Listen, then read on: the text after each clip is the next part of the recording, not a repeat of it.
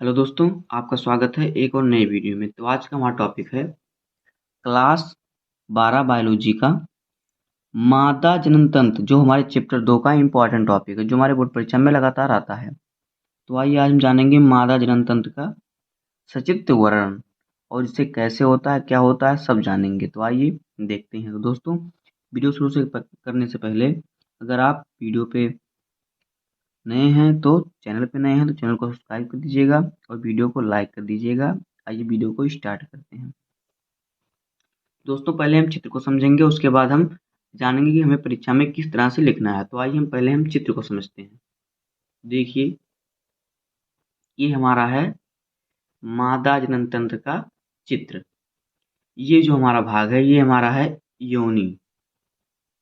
और ये जो योनि जहाँ से ये गर्भाशय से जुड़ा हुआ है, इस भाग को हम क्या कहते हैं? जो छोटा सा भाग है ये, जहाँ से योनि और गर्भाशय जुड़ा है, जिस छिद्र से, इस छिद्र को हम कहते हैं ग्रीवा।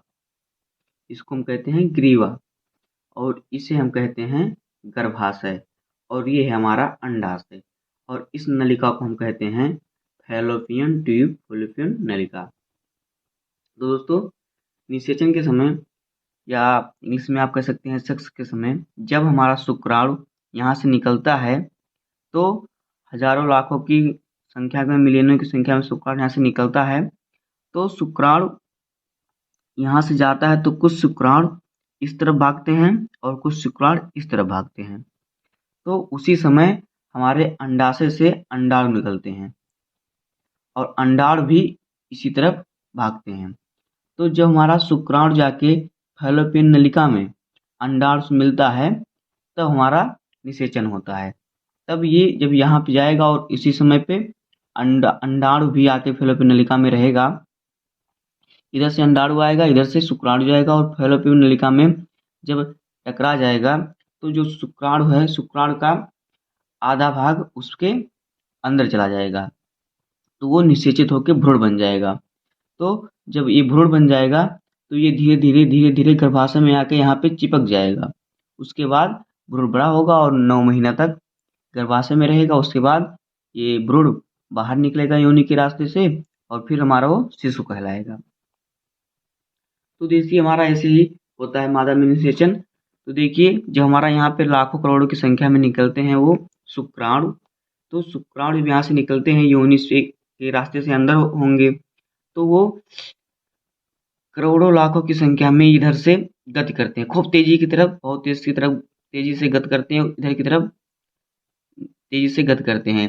कुछ शुक्राणु इधर की तरफ गति करते हैं, कुछ शुक्राणु इधर की तरफ गति करते हैं। तो अगर हमारा एक ही अंडाशय से अंडाणु निकलता है, अगर इससे निकलेगा तो इससे नहीं निकलेगा, अगर इससे निकलेगा तो इससे नहीं निकलेगा, इससे निकलेगा तो इसका फूट के स्राव होगा इस मंथ में, अगर इससे निकलेगा तो इसका फूट के स्राव होगा इस मंथ में। दोस्तों देखिए, जो हमारे शुक्राणु इधर से निकलते हैं तो ये फैलोपियन नलिका है। उसी समय हमारे अंडाशय से अंडाणु भी निकलते हैं।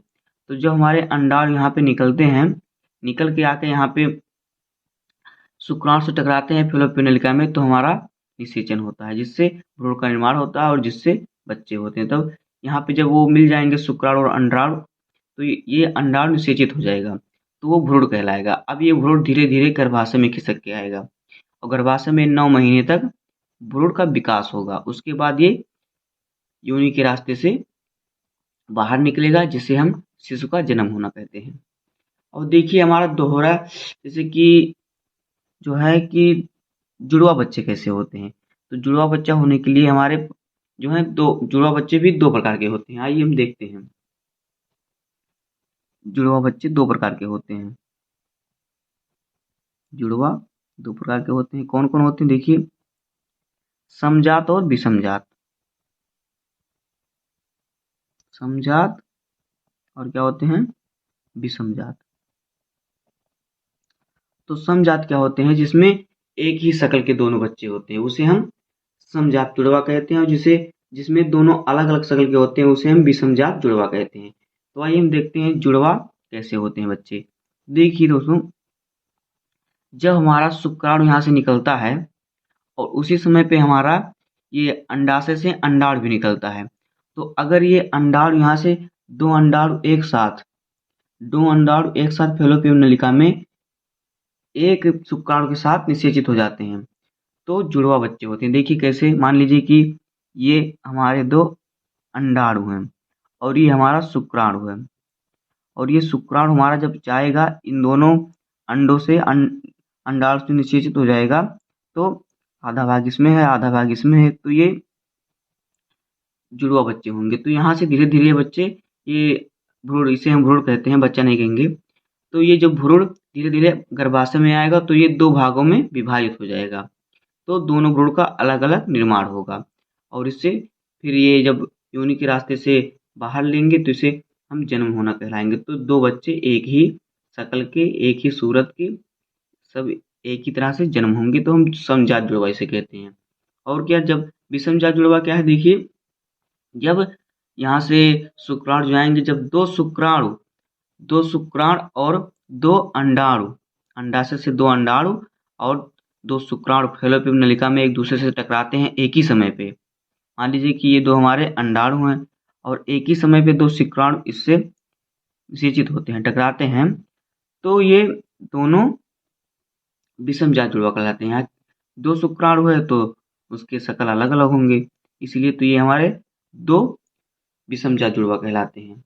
तो यही हमारा होता है जुड़वा बच्चे, इसी तरह से होते हैं। तो दोस्तों एक बार फिर से समझ लीजिए, ये योनि है, जब योनि से शुक्राणु योनि के रास्ते से अंदर प्रवेश करते हैं तो ये गर्भाशय की तरफ तेजी से दौड़ते हैं। इसमें तरल पदार्थ होता है, योनि में भी तरल पदार्थ होता है जो नर के अर्थात पुरुष के शीशन से निकलता है। तो जो हमारा शुक्राणु होते हैं वो तरल पदार्थ के साथ निकलते हैं, तो तेजी से दौड़ लगाता है, तो वो इसके तरफ, फैलोपियन ट्यूब की तरफ तेजी से दौड़ता है। कुछ शुक्राणु इधर की तरफ दौड़ते हैं, कुछ शुक्राणु इधर की तरफ दौड़ते हैं।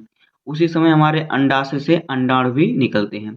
तो जब हमारे अंडाशय के अंडाणु और शुक्राणु एक साथ फैलोपियन ट्यूब में मिलते हैं तो हमारा निषेचन होता है, जिससे भ्रूण बनता है और भ्रूण का विकास होता है, उसके बाद जन्म होता है जो शिशु कहलाता है।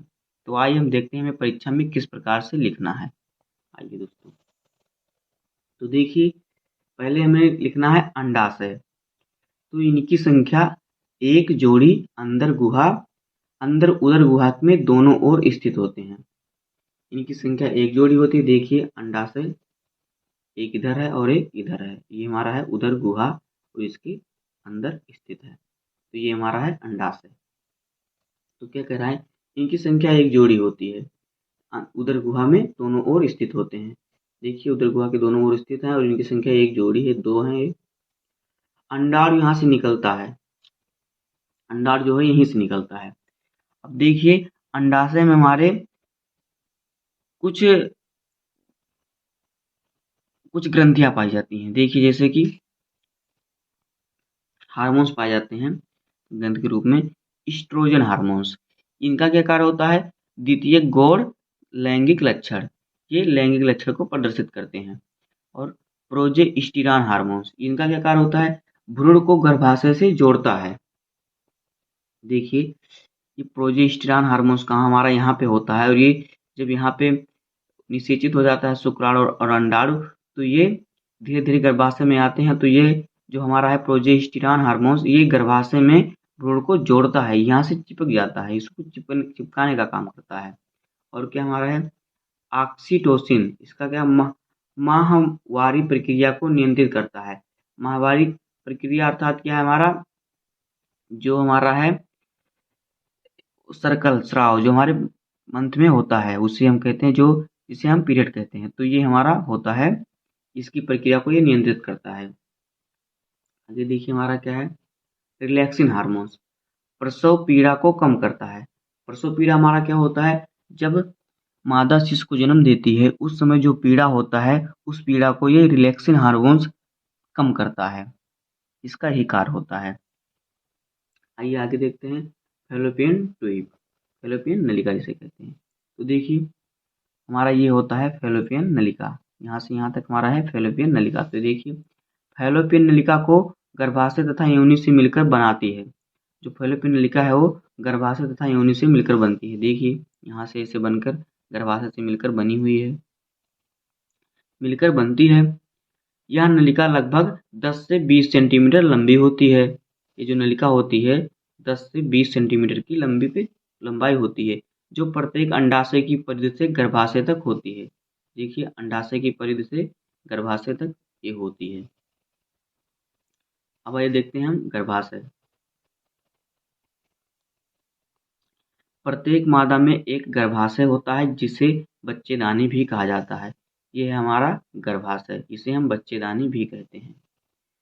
प्रत्येक महिला में एक गर्भाशय होता है जिसे बच्चेदानी भी कहा जाता है। गर्भाशय एक पतली ग्रीवा द्वारा योनि से खुला हुआ होता है। देखिए ये हमारा गर्भाशय और ये जो पतली छिद्र द्वारा खुला है इसे हम ग्रीवा कहते हैं। क्या कह रहा है देखिए, गर्भाशय एक पतली ग्रीवा द्वारा योनि में खुला होता है। देखिए ये हमारे योनि में पतली ग्रीवा द्वारा खुला होता है। जहाँ पे खुला होता है पतला सा योनि में गर्भाशय, उसे हम ग्रीवा कहते हैं। आगे देखिए, आगे हमारा है योनि। तो योनि में देखिए, मादा में रजस्राव एवं जन्म नाल के रूप में एक लचीली पेशीय त्वचा होती है जिसे योनि कहते हैं। यह बाहर की ओर छिद्र द्वारा खुला हुआ होता है। मादा में क्या होता है, रजस्राव, जिसे हम पीरियड कहते हैं, मंथ में वो क्या ब्लड का स्राव होता है, ब्लड निकलता है। एवं जन्मनाल के रूप में एक जन्मनाल मतलब जिससे बच्चे का जन्म होता है उसे हम जन्मनाल कहते हैं। वो जन्म देने वाली नाल भी कहलाती है। के रूप में एक लचीली पेशीय त्वचा होती है। जो योनि की त्वचा होती है वो लचीली होती है और पेशीय होती है जिसे योनि कहते हैं। यह बाहर की ओर छिद्र द्वारा खुला होता है। ये जो होता है ये बाहर की तरफ छिद्र द्वारा खुला रहता है। तो दोस्तों उम्मीद है कि आपको ये टॉपिक अच्छे समझ में आ गया होगा और आपको वीडियो पसंद आया होगा। तो दोस्तों आप लोग वीडियो देख लेते हैं पर चैनल को सब्सक्राइब नहीं करते। तो दोस्तों हम आपके लिए इतना मेहनत करते हैं तो आप एक सब्सक्राइब तो कर दीजिए, क्योंकि आपको सब्सक्राइब करने से कुछ पैसा वैसा कुछ नहीं लगता, हमें मोटिवेशन मिलता है। दोस्तों उम्मीद है कि आपने कर दिया होगा और अगर आपको वीडियो पसंद आया हो तो वीडियो को लाइक कर दीजिएगा। मिलते हैं किसी नेक्स्ट वीडियो में, तब तक के लिए धन्यवाद। जय हिंद।